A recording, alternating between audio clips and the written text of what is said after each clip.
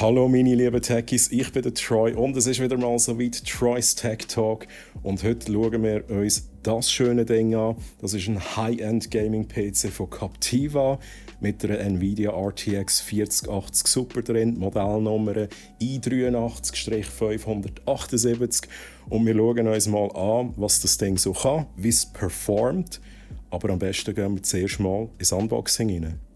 Der Gaming-PC von Captiva kommt in dieser grossen Schachtel her, die wir direkt mal aufmachen. Wie wir sehen, ist das Ganze doppelt verpackt und in der äußeren Schachtel haben wir noch so Sachen wie Füllmaterial und ein bisschen Zubehör, das wir uns nachher noch genauer anschauen.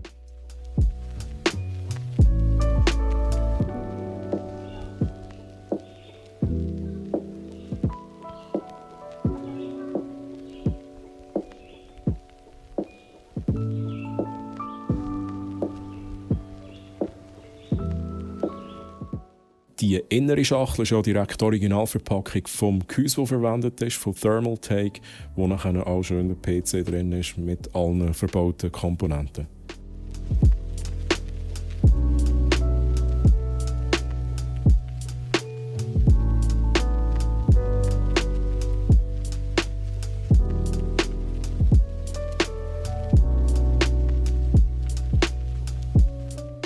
Schauen wir uns als allererstes mal an, was als Zubehör mitgeliefert wird.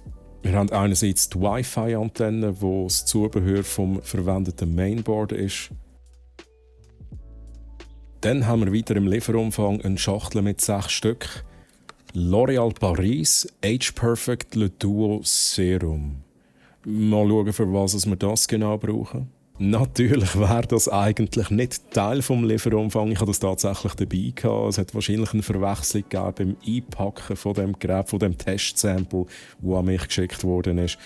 Eigentlich sollte ein PCI Express Riser Card noch dabei sein. Die ist mir dann nachträglich noch geschickt worden. Das schauen wir dann auch nachher nochmal an. Ich baue die dann auch ins System ein. Aber ich habe es doch recht lustig gefunden, dass ich da diese Produkte dabei hatte. Zurück zum eigentlichen Lieferumfang. Wir haben noch dabei eine Karte von Captiva, die jemand unterschrieben hat, die das System auch geprüft hat. Dann haben wir natürlich die ganzen Handbücher für all die Komponenten, die verwendet worden sind. Dann haben wir noch dabei ein DVD mit dem Intel Mainboard Treiber, wobei ich die wahrscheinlich nicht brauche, weil ich Treiber, wenn schon, dann einfach vom Internet herunterladen und zudem ja auch kein Laufwerk verbaut ist im PC. Dann haben wir noch ein paar Stickers dabei von MSI. Wahrscheinlich ist das auch im Lieferumfang vom jetzt hier verwendeten MSI Motherboard gewesen. Und hier noch die restlichen Handbücher sowie auch ein Handbuch von Captiva selber, wo ein paar Sachen drinstehen, wo man sich am besten auch dann noch schnell durchlässt, bevor man den PC in Betrieb nimmt.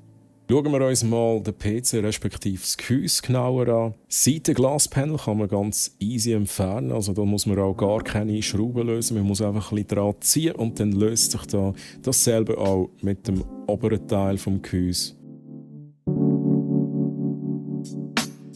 Und auch der vordere Teil des Gehäuses kann man einfach wegziehen. Und den vorderen Teil kann man tatsächlich auch noch ersetzen durch ein Glaspanel, das auch noch im Lieferumfang dabei ist. Und unter all diesen Teilen, die man entfernen kann, die Lüftungsschlitze dran haben wir auch immer noch so einen Filter zwischenin, den man auch easy entfernen kann, um ab und zu mal reinigen.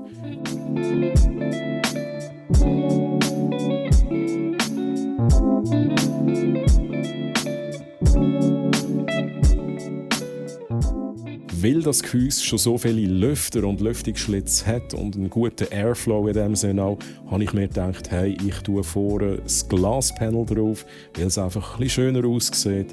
Und ich habe tatsächlich auch in dieser Konfiguration alles nachher getestet mit den Benchmarks und so weiter. Und natürlich darf das nicht fehlen.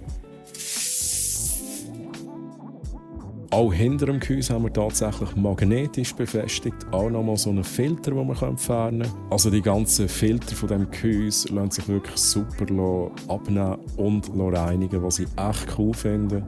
Schauen wir uns auch noch schnell den hinteren Teil des Gehäuses an. Ich schaue dort immer mal schnell gerne rein, um zu schauen, wie ist das Cable Management gemacht. Klar sieht man den Teil eigentlich nachher nicht, aber wir haben auch ein bisschen einen Einblick in die Hardware, die noch verbaut ist und die Möglichkeiten, wo man noch hat, um zum Beispiel SSDs und HDDs einbauen. Das Kabelmanagement, muss ich sagen, ist ganz gut gemacht. Wir sehen im hinteren Teil auch das Netzteil, das ist ein 1000 Watt Netzteil von Captiva selber. Zudem sehen wir hier auch den Radiator, der verbaut worden ist von der All-in-One-Kühlung von Thermaltake. Und wir haben in diesem Bereich auch Platz, um noch SSDs zu verbauen und auch HDDs zu verbauen tatsächlich. Und was ich jetzt an diesem Gehäuse sehr speziell finde, aber auch recht cool, ist, dass die Anschlüsse oben sind. Also die Anschlüsse, die man sonst eigentlich immer hinten hat, von der Grafikkarte oder auch vom Mainboard, die sind bei diesem Gehäuse oben. Also es ist quasi um 90 Grad gedreht, das Ganze. Man muss die obere Abdeckung vom Gehäuse abnehmen, um nachher an die Anschlüsse heranzukommen. Man hat dann im hinteren Teil des Gehäuse, also oben, auch noch mal so einen kleinen Durchgang, wo man die ganzen Kabel, die man ja anschliessen muss, dann dort durchführen kann. Und ich finde das echt eine coole Lösung, weil so muss man, je nachdem, wo man den PC stehen hat, dann nicht hinten an den PC hinkriechen mit der Taschenlampe unter dem Tisch, I don't know, sondern man kommt ein bisschen einfacher an die ganzen Anschlüsse hin, indem man einfach oben die Abdeckung wegnimmt und dort die Kabel ein- und ausstecken kann. Und wenn wir schon den Blick von oben haben auf die ganzen Anschlüsse vom Mainboard und der Grafikkarte, schauen wir uns die auch schnell genauer an. Bei den Mainboard-Anschlüssen muss ich dazu noch sagen, das sind natürlich die Anschlüsse, die in diesem Fall bei dem MSI Mainboard, das verbaut worden ist, auf dem Mainboard sind. Wir haben einerseits eine Taste für zum BIOS flashen, dann haben wir einen PS2-Anschluss für die je nachdem noch Tastatur und Maus haben mit dem Anschluss. Wir haben 4x USB 2.0 Anschluss, wir haben einen DisplayPort und einen HDMI-Anschluss. Und alle, die sich natürlich auskennen mit PCs, wissen, dort stecke ich nachher meinen Monitor nicht ein, sondern ich stecke ihn bei der Grafikkarte ein. Weiter haben wir einen RJ45 Netzwerkanschluss, 2x USB 3.2 Generation 1 Anschluss, ein USB 3.2 Generation 2 Anschluss, einmal ein USB-C 3.2 Generation 2x2 Anschluss. Wir haben 2 Anschlüsse, wo man die Wi-Fi-Antenne anschliessen kann, sowie 6 Audiobuchsen für Lautsprecher, Headset, Mikrofon und so weiter. Dann sehen wir hier natürlich auch die Grafikkarte, respektive die Anschlüsse von der Grafikkarte, wo wir 3x DisplayPort haben, sowie einiges HDMI. Auf dem Top-Cover vom Gehäuse selber haben wir auch ein paar Erweiterungsanschlüsse, die einfach zugänglich sind. Wir haben dort 2x einen USB 3-Anschluss, einmal einen USB-C-Anschluss, wir haben einen Audio-Ausgang und einen Audio-Eingangsport. Und was wir dort auch haben, ist der Power-Button und der Reset-Button. Lassen wir das Ding mal an. Aber wie man es kennt, muss man halt zuerst einmal die ganze Windows-Einrichtung machen. Man muss sich anmelden, es ladet noch Updates ab und so weiter. Die ganze Windows-Einrichtung dauert ca. 20 Minuten, aber wir nutzen den Moment schnell, um uns die Specs von dem System ein bisschen genauer anzuschauen. Verbaut haben wir in diesem High-End-Gaming-System von Captiva einen Intel Core i9 14900 KF-Prozessor. Als Grafikkarte haben wir einen Nvidia GeForce RTX 4080 Super. In diesem Fall ist es jetzt eine von Palette. Gemäss Captiva ist es so, dass die Hersteller von den Komponenten ab und zu auch ein bisschen variieren können. Aber grundsätzlich ist immer ein RTX 4080 Super in diesem Modell verbaut. Als Mainboard haben wir ein Z790 Mainboard, in diesem Fall von MSI, auch hier kann der Hersteller variieren. Dann haben wir 32 GB DDR5 RAM mit 4800 Megatransfers pro Sekunde. In meinem System, das ich jetzt bekommen habe, sind Kingston Fury RAM verbaut, die sogar 5200 Megatransfers pro Sekunde bieten, wenn man das entsprechende XMP-Profil aktiviert. Dann haben wir einen 2 TB NVMe SSD verbaut, jetzt in diesem Fall von Team Group. Das Gehäuse ist ein Thermaltake CTE E600MX Black. Und der All-in-One CPU-Kühler, der verbaut ist auch von Thermaltake. Das ist ein Tough Liquid 420EX Pro ARGB. Das Netzteil, das verbaut ist ein Captiva Power G 1000 Watt Netzteil und vorinstalliert ist auf dem System Windows 11 Home. Sobald das Windows fertig installiert ist, kommt ein kleines Pop-up, wo man sich noch von MSI, weil es halt ein MSI Motherboard ist, das verbaut ist, wo man sich von MSI noch ein paar Tools herunterladen kann, um zum Beispiel ein BIOS-Update zu machen oder auch die ganze Lüftersteuerung, Beleuchtungssteuerung machen. Finde ich noch praktisch, dass das auch direkt kommt und man auch auswählen kann, was man jetzt genau will und was man nicht will. Nachdem ich mir die nötigen Tools von MSI jetzt installiert habe, installiere ich natürlich noch die neuesten Nvidia-Grafiktreiber. Das ist immer zu empfehlen, dass man sich dort noch schnell die neuesten Grafikkartentreiber hält. Was ich natürlich auch noch schnell gemacht habe, ich habe noch schnell all die Windows-Updates durchlaufen, die in der Warteschlange waren, also die neuesten Sicherheitsupdates und je nachdem auch noch ein paar Treiber, die dort auch noch installiert werden.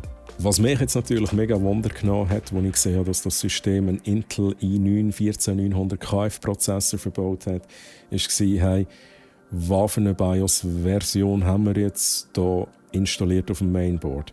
Respektive, was hat Captiva dann vor der Auslieferung noch für ein BIOS drauf gemacht? Weil die vielleicht Tech News ein bisschen mitverfolgt haben, die haben mitbekommen, dass Intel ein bisschen Probleme hatte mit diesen Prozessoren, auch mit dem Modell, das jetzt hier verbaut ist. Also es geht dort darum, dass der Prozessor Schaden nehmen über die Dauer. Es ist auch so, dass er instabil laufen kann. Und um das zu verhindern, hat jetzt aber Intel Microcode-Updates herausgebracht, die in Form von BIOS-Updates dann von den Mainboard-Herstellern verteilt werden. Ja, es ist eine recht komplexe Geschichte auf jeden Fall, aber kurz gefasst, es sind mehrere BIOS-Updates rausgekommen über die letzten paar Monate und die sind recht wichtig, meiner Meinung nach, dass man die installiert. Und ich finde es auch wichtig, dass natürlich ein Hersteller, der Fertig-PCs anbietet, auch schaut, dass das neueste BIOS gerade in so einem Fall natürlich installiert ist. Also was ich jetzt erwarte, wenn wir ins BIOS hineingehen, ist, dass wir ein BIOS installiert haben, das nicht älter als so Mitte 2024 ist, weil dort sind so die ersten BIOS-Updates gekommen. Die ersten wichtigen BIOS-Updates, die das sogenannte Intel Default Profile mitliefern, wo die CPU schonen, also verhindern, dass die CPU über Dauer Schaden nimmt oder eben auch instabil läuft. Und als ich dann ein BIOS reingebaut habe, ich leider feststellen, dass ein BIOS von 2023 drauf ist. Von Oktober 2023. Ein BIOS, das also keine einzige Optimierung hat, um zu verhindern, dass die Intel-CPU instabil läuft oder sogar über Dauer Schaden nimmt. Und da bin ich natürlich gerade gefühlt 10 Jahre älter geworden. Aber zum Glück ist ja das L'Oréal Paris Anti-Aging Serum mitgeliefert worden. Nein, also Spass beiseite. Ich war wirklich ein bisschen enttäuscht, als ich das gesehen habe, weil ich bin der Meinung, dass ein Hersteller wie auch Captiva, der Fertig-PCs ausliefert, bevor sie einen PC im Kunden schicken, vielleicht wirklich schauen. Gerade im Fall, wenn man ja weiss, hey, da haben wir ein Problem mit Intel-Prozessoren und BIOS-Updates sind dort wichtig, dass man dort vielleicht noch schnell das aktuellste verfügbare BIOS installiert. Klar sind nachher noch weitere BIOS-Updates released worden, die weiter dem entgegenwirken, dem Problem von Intel. Aber es hat wirklich ein neues BIOS drauf sein als eines von 2023. Was ich weiterhin noch gesehen habe im BIOS, ist, dass eigentlich das meiste, wenn nicht sogar alles auf Default ist. Also es sind da nicht irgendwie noch Einstellungen vorgenommen worden von jemandem. Und auch zum Beispiel das XMP-Profil, wo man easy mit ein paar Klicks aktivieren kann, um die volle Leistung von der RAM auch rauszuholen. Also die 5200 Megatransfers pro Sekunde, mit denen die RAM ja auch angeschrieben sind. Das ist auch nicht aktiviert. Also standardmäßig laufen die RAM eigentlich nur noch 4800. Und das finde ich alles ein bisschen schade. Also da haben wir doch auch schnell schauen, dass das BIOS so eingestellt ist, wie es muss sein, auf die Hardware abgestimmt und so weiter. Aber bevor ich jetzt irgendwelche Einstellungen mache ich natürlich zuerst das BIOS-Update, das super wichtig ist, meiner Meinung nach. Aber was ich auch noch gemacht habe, ist, ich habe im Captiva Support geschrieben. Ich kann mich ausgeben als einfach ein Kunde, der sich den PC gekauft hat. Er hat 0815 Kunden, ich habe nicht grosse Ahnung von Hardware und sagen jetzt da eigentlich einmal, hey, ich habe den PC gekauft, ich habe ihn in Betrieb genommen, alles funktioniert und ich habe noch die ganzen Windows-Updates gemacht und Nvidia-Treiber heruntergeladen. Gibt es denn noch irgendetwas Wichtiges, was ich machen müsste? Oder bin ich für die nächsten Jahre gewappnet für High-End-Gaming? Da klar mit dem Ziel, dass ich jetzt endlich hören vom Support, mach doch noch das BIOS-Update. Weil es kann sein, dass dann in den nächsten Jahren deine CPU irgendwann ein bisschen Schaden kann nehmen kann. Weil mir natürlich auch bewusst war, dass Captiva vielleicht weiss, dass der Troy and Troy's Tech Talk macht über genau das Gerät, habe ich meine Identität natürlich ein bisschen verschleiert und habe mich als Tory ausgegeben. Und auf meine Anfrage ist auch relativ schnell eine Antwort gekommen, was ich cool finde. Aber leider in dieser Antwort ist nur gestanden, hey, im Zubehör findest du noch die Antennen für WLAN und Bluetooth, aber sonst ist leider nichts weiteres empfohlen worden und es ist auch nicht ein BIOS-Update empfohlen worden, leider.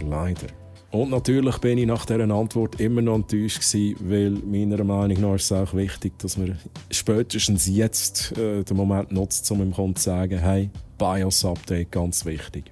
Ich habe dann Captiva aber nochmal konfrontiert mit dem Thema, das mal aber nicht über den Support, sondern über die Kontakte, die wir halt über brack.ch haben zu Captiva und habe folgende 3 Fragen gestellt. Wieso wird das System mit einem alten BIOS ausgeliefert? Und mir ist bewusst, es kann nicht das neueste BIOS drauf sein, aber das System ist mir im September geliefert worden. Also erwarte ich doch, wie ich schon gesagt habe, mindestens ein BIOS, das irgendwie vom Mai ist. Ich glaube, dort ist auch ein BIOS-Update rausgekommen, jetzt von MSI und auch anderen Herstellern. Dann die zweite Frage, wieso sind im BIOS die Einstellungen nicht auf die von Intel kommunizierten Specs eingestellt worden? Das betrifft Power Limit 1, Power Limit 2 und Current Limit. Einfach noch schnell als Information, das ist etwas, was viele andere Hersteller schon länger so machen. Und das ist natürlich auch etwas, das dazu beiträgt, dass die CPU nicht gross Schaden nimmt. Ich empfehle natürlich immer noch ein BIOS-Update zu machen. Aber das wäre schon mal etwas gewesen, was sie hätten können machen, wo ich dann gesagt habe, okay, das ist cool, dass sie das wenigstens manuell so einstellen. Und das ist dann quasi da, wo in den BIOS-Updates als Intel Default Profile jetzt neu dabei ist, bei den neueren BIOS-Versionen. Das kann man auch manuell einstellen. Dann habe ich weiter gefragt, wieso wird bei der Support-Anfrage nicht gesagt, dass ein BIOS-Update wichtig ist in diesem Fall, um dann auch einen möglichen Defekt am Prozessor zu verhindern. Und die letzte Frage, die ich dann auch noch gerade gestellt habe, ist, wieso sind im BIOS die RAM nicht standardmäßig auf die 5200 Megatransfers gestellt, wo ja die Regel eigentlich auch haben mit dem aktivierten XMP-Profil. Und zu dem Zeitpunkt ist es eben auch noch so gewesen, dass die Produkte mit 5200 Megatransfers angeschrieben sind bei Captiva.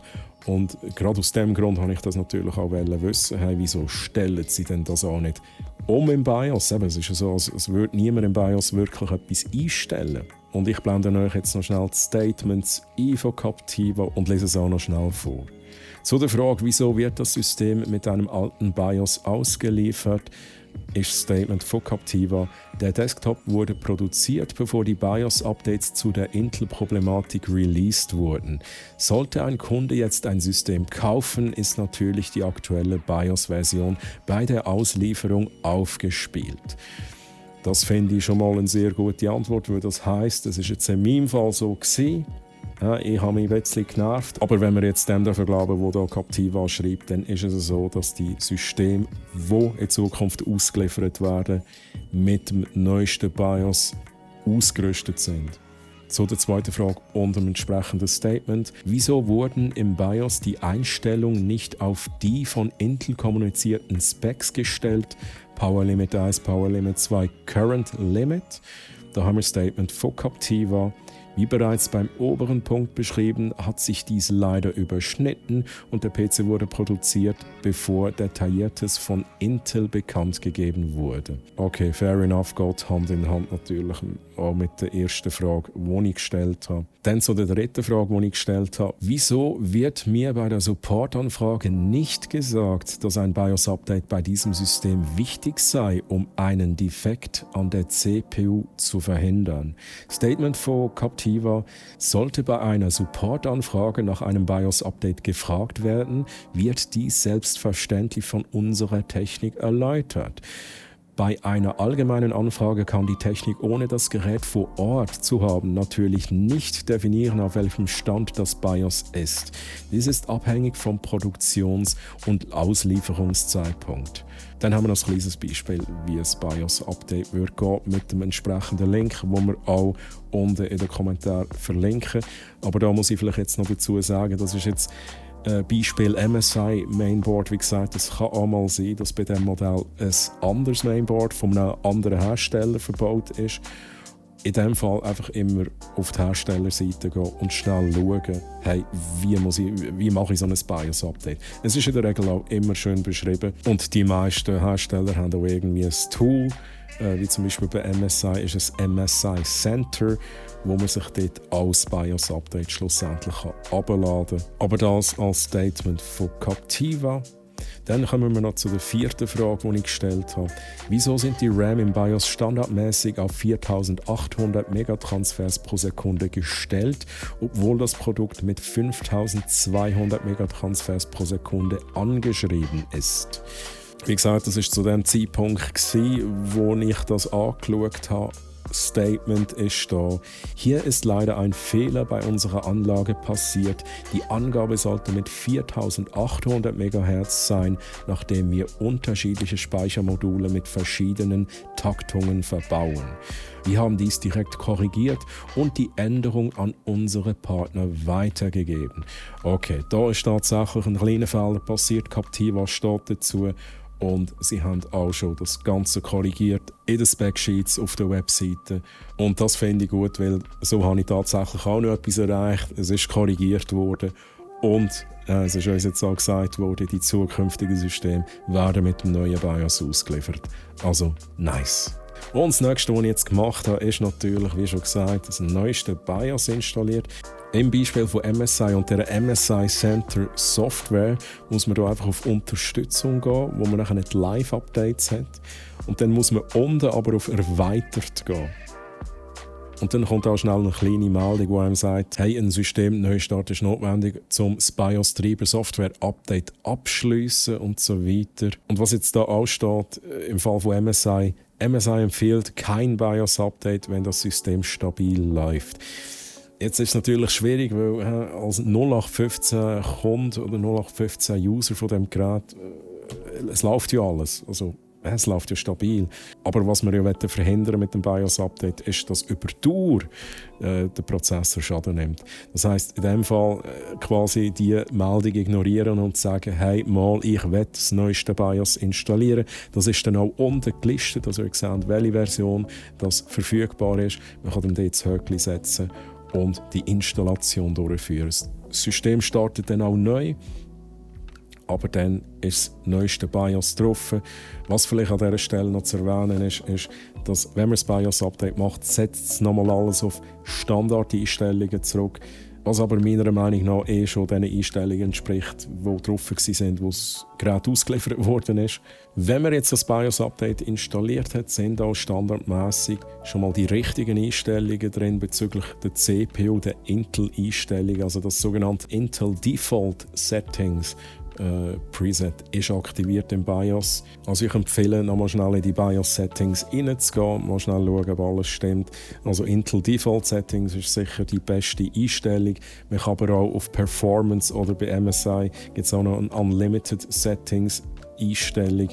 Die kann man auch nehmen, aber man muss sich einfach auch bewusst sein, es kommt dann tatsächlich auch eine entsprechende Meldung, wenn man es einstellen will. Man muss sich bewusst sein, dass der CPU über Dauer Schaden nehmen kann. Und dass auch die Garantie verfallen kann. Und was ich natürlich auch empfehle, ist, wenn man RAM drin hat, die höher takten können werden als 4800 MHz, also als die Standardeinstellung, dann würde ich natürlich empfehlen, dort als XMP-Profil zu aktivieren. Beim MSI BIOS ist das einfach quasi dort der Knopf bei XMP-Profile, wäre das 1, wo nachher das Ganze auf 5200, also je nachdem, auf was halt die RAM-Regel optimiert sind. In meinem Fall sind es eben Kingston Fury RAM mit 5200 MHz, dann kann man das dort über das XMP-Profil aktivieren.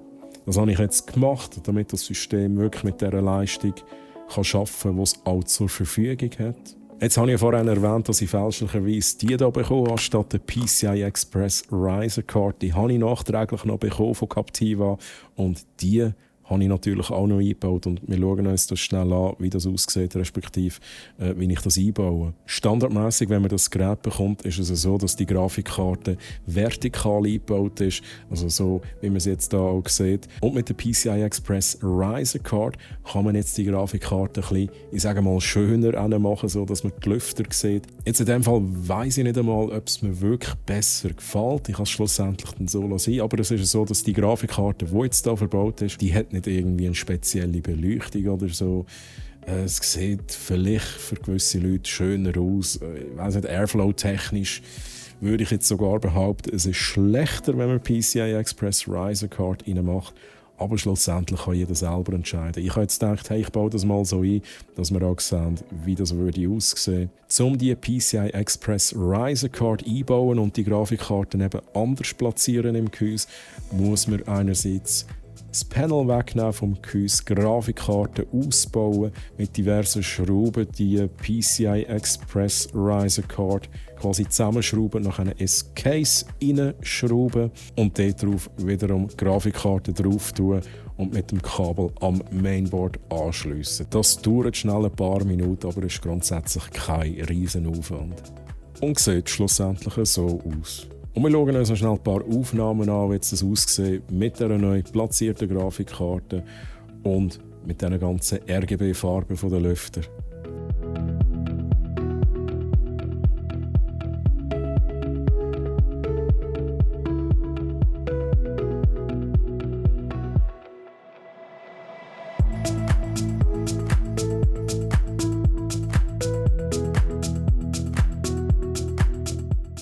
Und apropos RGB-Farben, man kann natürlich immer die ganzen RGB-Sachen noch steuern. Jetzt in meinem Fall ist ja eben das MSI Mainboard verbaut, das heisst, das MSI Center wird mitgeliefert als Software und dort drin ist die ganze RGB-Steuerung, wo man die ganzen Lüfter und so weiter ansteuern kann. Und ich gehe jetzt hier mal schnell ein paar RGB-Beleuchtungs-Presets durch, dann sehen wir mal, in welchen Farben und Formen die Lüfter leuchten können.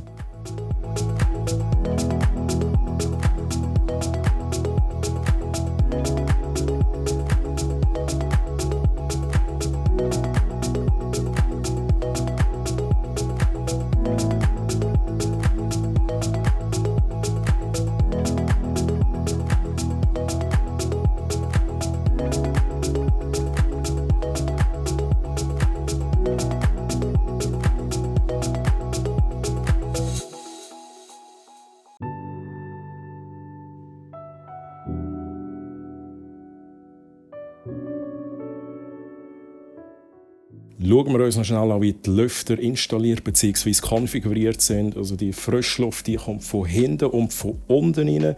Die warme Luft wird oben raus transportiert. Und im hinteren Bereich haben wir noch einen All-in-One-Kühler mit 3 Lüftern dran, der die CPU direkt kühlt und die Luft auch gegen außen befördert. Und so hat der PC meiner Meinung nach auch einen sehr guten Airflow. Natürlich ein bisschen auf Kosten der Lautstärke, weil so viele Lüfter hört man halt einfach auch. Schauen wir uns noch ein paar Benchmarks an, die ich gemacht habe. Und bei diesen Benchmarks habe ich zum Teil beide BIOS-Profile getestet. Also einerseits Intel Default-Profil oder die Intel Default-Settings und die MSI Unlimited Settings. Fangen wir mal an mit dem 3D Mark, wo ich insgesamt 3 Benchmarks gemacht habe. Und zwar erstens mal Port Royal, wo mit den Intel Default Settings auf 17.918 Punkte gekommen ist und mit den MSI Unlimited Settings auf 17.989 Punkte, also ein leichter Unterschied. Dann habe ich den Steel Nomad Benchmark gemacht von 3D Mark. Dort mit den Intel Default Settings bin ich auf 6.582 Punkte gekommen. Und mit den Unlimited Settings bin ich auf 6.648 Punkte gekommen. Auch hier ein leichter Unterschied, ein bisschen mehr Leistung bei den Unlimited Settings. Und dann habe ich natürlich noch den TimeSpy Extreme Benchmark gemacht mit den Intel Default Settings 12.944 Punkte. Und mit den Unlimited Settings 13.039 Punkte. Dann habe ich auch hier wieder den Blender-Benchmark durchgeführt, den ich auch bei den anderen Systemen jeweils gemacht habe. Der Benchmark ist in CPU und GPU unterteilt. Beim CPU-Benchmark haben wir mit den Intel Default Settings ein Ergebnis von 401,9 Punkten. Und mit den Unlimited Settings haben wir ein bisschen mehr, 422,56 Punkte. Und der GPU-Benchmark, also dort habe ich nicht auf beiden Profilen getestet, weil es wahrscheinlich gleich wird sein, ist bei 8361,56 Punkten. Dann habe ich natürlich noch den Cinebench 2024 Benchmark durchgeführt. Da haben wir mit den Intel Default Settings folgende Ergebnisse. GPU haben wir 26.415 Punkte, CPU Multicore haben wir 1767 Punkte, bei CPU Single Core haben wir 131 Punkte. Und das Ganze noch mit den Unlimited Settings, da haben wir bei GPU jetzt 26.388 Punkte, bei CPU Multicore haben wir 1871 Punkte und bei CPU Single Core haben wir 132 Punkte. Und weil wir hier natürlich ein Gaming-System haben, darf ein Gaming-Benchmark auch nicht fehlen. Und da habe ich mich auch wieder für Cyberpunk entschieden, weil ich das immer gebraucht habe, auch bei den anderen Systemen. Und da haben wir das Ergebnis vom Cyberpunk 2077 Benchmark auf dem Raytracing Ultra Preset bei einer Auflösung von 1440p. Also wir haben durchschnittlich 108,28 Frames pro Sekunde. Und dann habe ich den Benchmark noch gemacht auf dem Raytracing Overdrive Preset, auch bei 1440p, wo wir 75,7 Frames pro Sekunde erreicht haben im Durchschnitt. Und die beiden Cyberpunk 2077 Benchmarks habe ich übrigens mit dem Intel Default Settings Profil im BIOS durchgeführt. Und bei diesen Benchmarks habe ich natürlich auch das erste Mal gemerkt, wie die Lüfter ein bisschen aufdrehen. Also wie viele Lüfter wir hier haben, die hört man dann auch. Wir schauen uns das schnell an, wie dort die Lautstärke war. Was ich an dieser Stelle noch schnell sagen muss, ist, dass man die Lüfter natürlich auch selber konfigurieren kann. Also man kann die ganze Lüfterkurve selber einstellen. Was ich jetzt gemacht habe, ist einfach, ich habe alle auf Smart gestellt, so dass es so ein bisschen je nach CPU-Temperatur die Lüfter auf- oder runtertreibt. Und in diesem Fall war es dann so, dass im Idle-Betrieb, respektive auch wenn man einfach im Internet surft oder vielleicht ein Video schaut, die Lautstärke etwa so bei um die 45 Dezibel war. Und als ich dann die ganzen Benchmarks gemacht habe und das System und die Komponenten ein bisschen ausgereizt habe, ist natürlich auch die Lüfterdrehzahl ein bisschen auf. Und es ist ein bisschen lauter geworden, mit 60 Dezibel ca. Und ich würde jetzt mal sagen, wenn man gamet, ist die Lautstärke irgendwann zwischen, je nachdem welches Game und wie viel Leistung das es braucht. Und natürlich welches Lüfterprofil das man aktiviert hat oder wie man die Lüfterkurven konfiguriert hat. Mein Fazit zu dem Gaming-PC von Captiva, das ich testen durfte: Es ist wirklich ein gutes High-End-Gaming-System zu einem relativ fairen Preis. Also wenn man sich die Komponenten jetzt selber einzeln zusammenkaufen würde, kommt man auf einen Preis von um die 2'500 Franken. Und dann ist es natürlich noch nicht zusammengebaut. Also man erspart sich natürlich mit dem Kauf vom fixfertigen System den ganzen Aufwand. Und das ist halt auch ein bisschen weiter Aufpreis, den man dann noch zahlt. Aber ich finde es wirklich ein cooles System. Ich selber bevorzuge natürlich immer noch einen selber zusammengestellten und zusammengebauten PC, weil das gehört für mich einfach dazu, das Erlebnis, einen PC auch selber zusammenzubauen.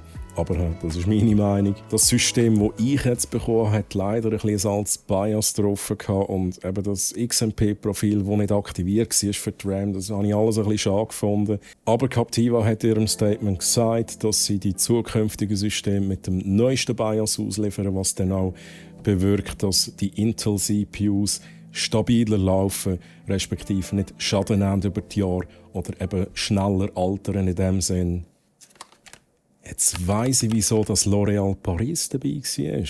Und das Gehäuse von Thermaltake, wo die ganzen Komponenten verbaut sind, finde ich mega nice. Also das ist für mich eigentlich auch fast das Highlight von diesem Produkt. Es sieht schön aus, es hat viele bunte Lüfter. Also RGB ist jetzt nicht so mein Ding, aber es hat einen guten Airflow auf jeden Fall. Und dann ist auch noch ein PCI Express Riser Card dabei, damit man sich die Grafikkarte so einbauen kann.